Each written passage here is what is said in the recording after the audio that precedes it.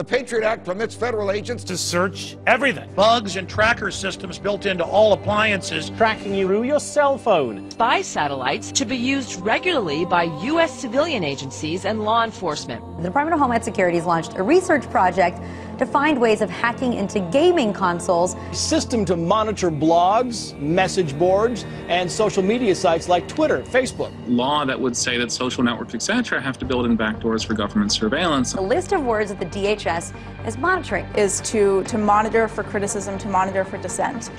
Why are conservative values suddenly being singled out as a terror threat? And how they could have applied to almost any website and shut them down. To cut off your service. Face recognition technology. Fingerprints, palm patterns, iris patterns, face shape patterns, scars. Body movements, voice pitch changes, eye movements, and breathing patterns. And they're going to use all this information to try to predict whether or not you're going to commit a crime in the future. We're all in serious danger. Protest is now illegal in the U.S. Move along, citizen. The protesters now have this possibility of being charged with a felony. These open threats against protesters. Police have reportedly preemptively raided the homes of protest organizers. They'll secretly arrest us. Indefinite detention. Police departments inside the schools. The more people they lock up and the longer they keep them, the more money they make. Prison based solely on suspicion.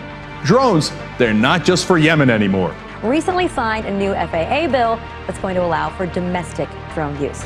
So the drones are coming. Routine visits to homes. People, they're just coming to check on you and do searches, and it's very, very fascist. I know it's 2012, but it sure feels like 1984 in this house today. Is this 1984? Classical 1984. Okay, this is straight out of 1984.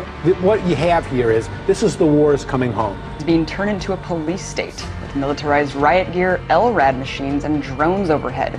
Millions of dollars spent on new police gear, trucks ready to function as rolling barricades. Law that would declare the entire United States of America a battlefield for the military. Now, the order essentially gives the President of the United States absolute power. An unprecedented amount of power. Martial law. Martial law. Martial law. So it's starting to sound more and more like we're getting closer to martial law by the day. An Army combat brigade being trained to deal with civil disturbances in the United States. Turns out there are death panels, and President Obama sits at the head of them. The New York Times took a detailed look at the president's kill list. It's a murder list. He is assassinating people. So we have bipartisan consensus that we should kill people without any kind of proceedings.